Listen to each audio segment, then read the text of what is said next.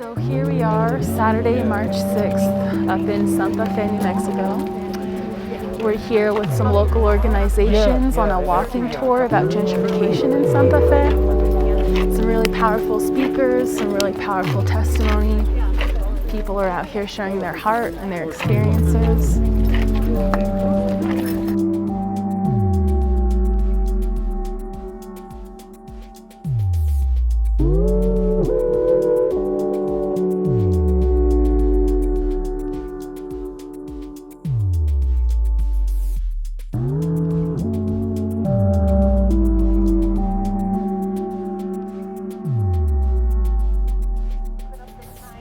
If you didn't read it, it says gentrification is erasure, is gentrification erasure,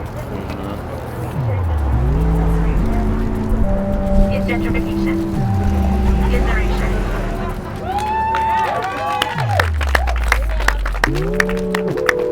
So,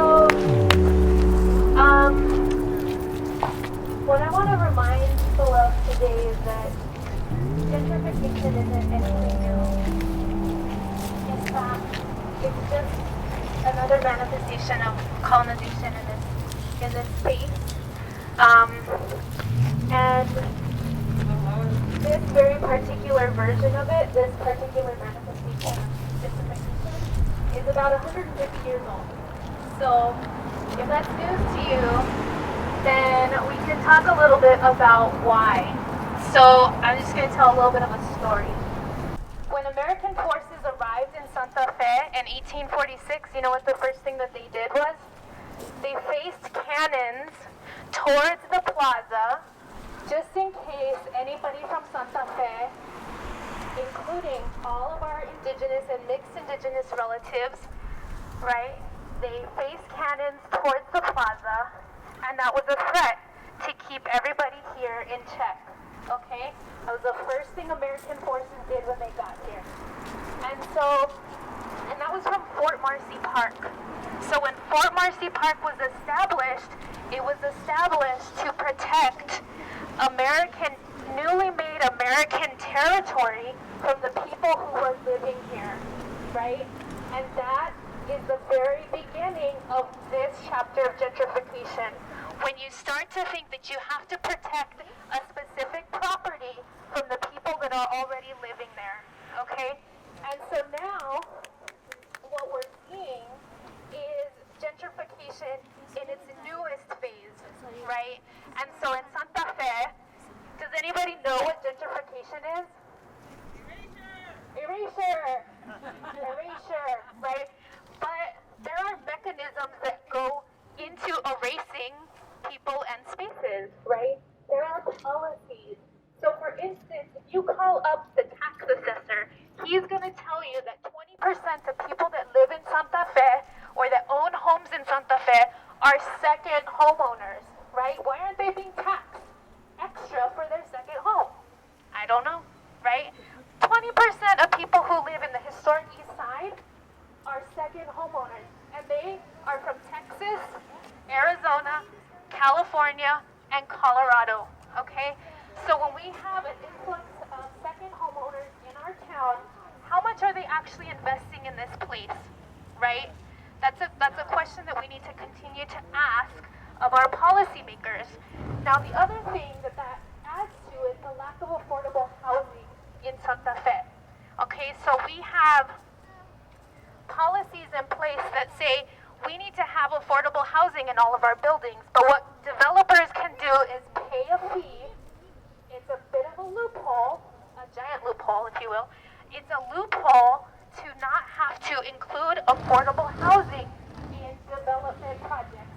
And if you ask a developer why they don't do it, they say that it's not cost-benefit effective, okay, to include affordable housing in their projects, okay? So those are just two of the many mechanisms that go into erasure, right? Policy, it's about policy, but it's also a felt experience. And so I'm from Puchas, but I've lived here in Santa Fe for several years. And if you look at the implications of gentrification, it's affecting our rural communities as well. So we can't say that gentrification is specific only to Santa Fe. It is affecting our rural communities as well, and it is affecting land values in our rural communities, okay? So, just this year, we're trying to push the Latinos out of Las Vegas and Española so white people can get the fucking land. Did you hear that? Okay, so here's the thing. Now we're dealing with the Zoom boom, okay? So in Santa Fe, real estate value has gone up 20% during the pandemic. The median home value here is $540,000. The median home value in the state of New Mexico has gone up 10% during the pandemic, okay? So now we're having another influx of settlerism into our town during a pandemic when the people here need their homes the most, right? That is another form of erasure, okay? So we have wave after wave after wave of erasure, and then we have our public spaces. And so we're here to talk about this very specific public space because it fits into an overall narrative of what we're seeing, right? This is a symptom of a greater problem that we're having to deal with in Santa Fe and in New Mexico, okay? Because we've been dealing with gentrification for 150 years here, and that's just a continuation of an earlier chapter. So this mural specifically was painted in 1980 by a multicultural coalition of artists led by Guzman, not related, but probably somewhere, because we're all relatives. We're all relatives. And so he came back in 1990, repainted this. This is a public building, but he self-funded the project. Okay, so that's like the first of the issues here. Public building, self-funded. The state never decided to accession, which is like the special term for collecting a piece of public art. The state never decided to accession this mural into the public art collection. So it's been vulnerable since its birth, okay? And so back in 2012, there were these conversations that maybe we should start thinking about how to take care of the mural because it's, you know, looking a little sun-baked. It's kind of falling off the wall in certain places. There's water damage. But did the state pursue that line? They didn't. In fact, there was an anonymous donor in 2014 that said that they would potentially underwrite a renovation to the mural. Did the state follow up on that? No, they told us it was a rumor, okay? But I've seen this in public records requests, so I know that there was an anonymous donor somewhere in the mix. So come 2016, come 2017, we have this desire, and I say we very broadly, but the state has this desire through its nonprofit arm, the Museum of New Mexico Foundation, to create a private, a public-private project, right? And so that was going to be Vladam Contemporary, but it didn't have a name at the time. It was just going to be the contemporary arm of the New Mexico Museum of Art. And so the Museum Foundation knew it was going to cost a lot of money, so they started soliciting donors, right? And, you know, they're kind of bringing in the money. But the capital campaign to raise the money for this mural failed. It stalled, big time. So nobody knew what to do. Then somebody called up Bob Vladam. And this is what Bob told me. I interviewed Bob. So Bob came into the picture and negotiated a contract over a year-long period to donate a $4 million gift in exchange for naming rights for this contemporary annex for the New Mexico Museum of Art. And so when he arrived onto the scene, he was told that the mural wasn't even a thing. Those are his words. So the designs that showed this building showed a blank wall. Okay? So since the get, there's been some questionable activity, and in fact, one of the conservators who came forward said this mural can't be conserved.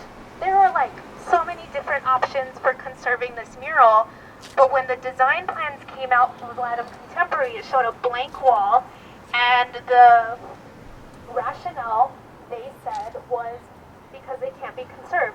Well, the conservator disproved that point.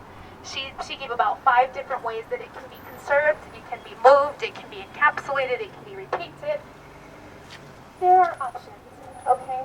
So, like, getting back to erasure, right? It's easier to, like, create a blank wall that fits a very specific narrative than it is to actually engage community and see exactly what the community wants. So one of the ethics of conservation is to create or to bring together community members who have a vested interest in this mural, right? Because this mural is already 4 decades old, making it, you know, a form of cultural patrimony.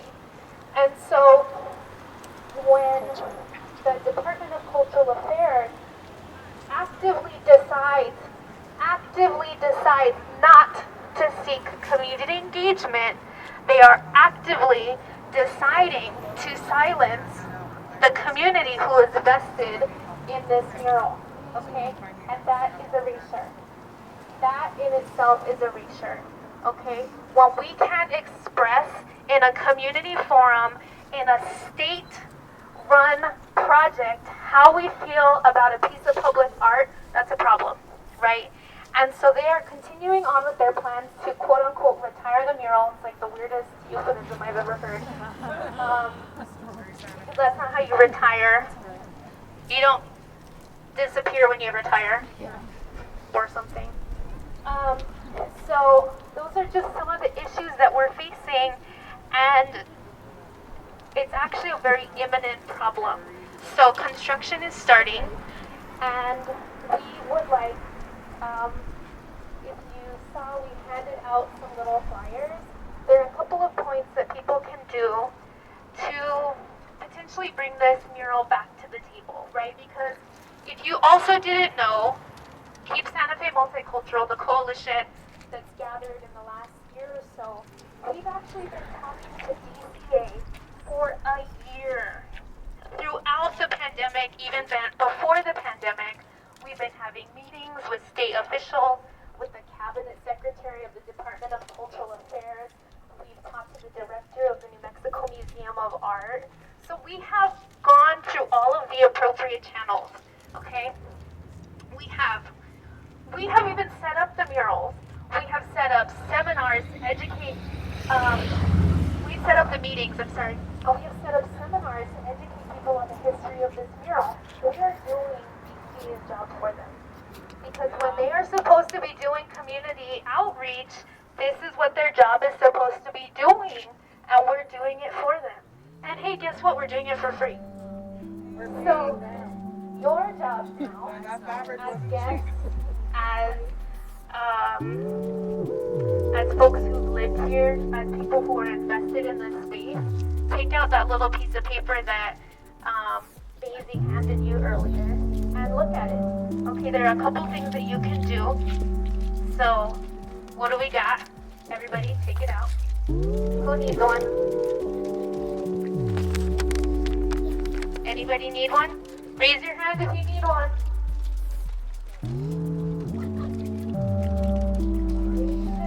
One. Okay, so you can call the governor. That's one. Trying to get up there. You can call or email. I say both. Call or email.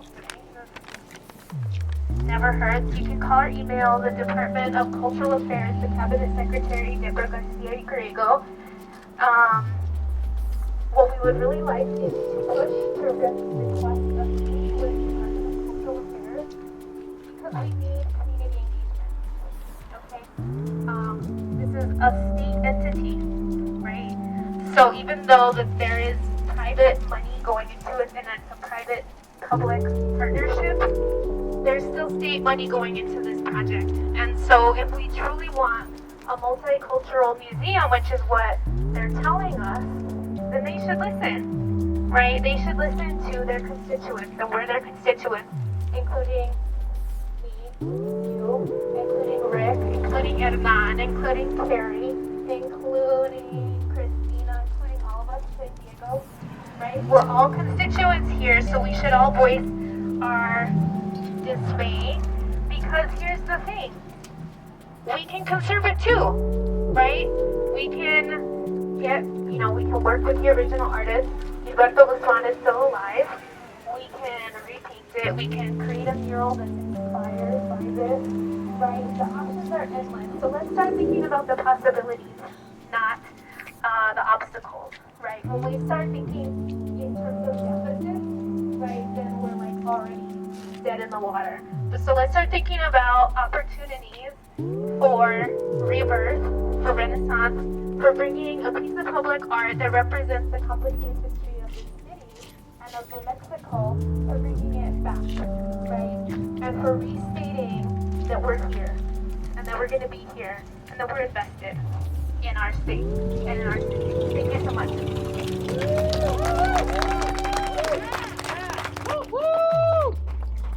Thank you, Alicia. Give it up for Dr. And if you have not listened to the Santa Fe Art Institute podcast, Unsettled Films, I want to thank Rich Martinez, want to thank Hernan, want to thank Arte, want to thank, who else? Everybody, Three Sisters, all of us who came together today to make this event possible. Thank you all for your support as well, for attending. It means a lot to have you here. So we're going to pull out Sharpies so you all can put your own messaging on the signage.